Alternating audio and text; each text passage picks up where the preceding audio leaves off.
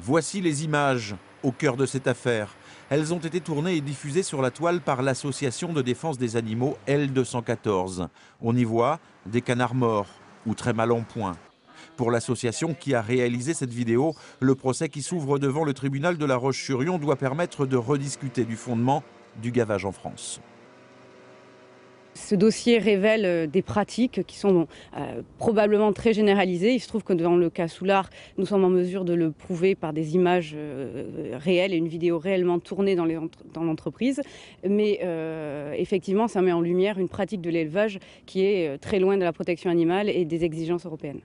Ce n'est pas l'avis de la défense. Nathalie Valade est l'avocate de la société vendéenne Soulard. Elle parle de manipulation de la part de ceux qui ont réalisé ce film et s'appuie sur cette image. Ce canard, les vétérinaires disent qu'à aucun moment, il n'a pu se mettre de façon naturelle dans cette position. Ça veut dire que les gens de L214, qui sont allés tourner des images, je ne sais où, parce qu'encore une fois, ça n'est pas chez nous, ont été irresponsables au point de toucher les canards, au point de les sortir en les tirant par le cou. Comment ont-ils respecté les règles sanitaires qui s'imposent dans les élevages animaux, quels qu'ils soient?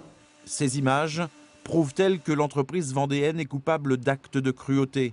C'est à cette question que doit répondre le tribunal correctionnel de La Roche-sur-Yon.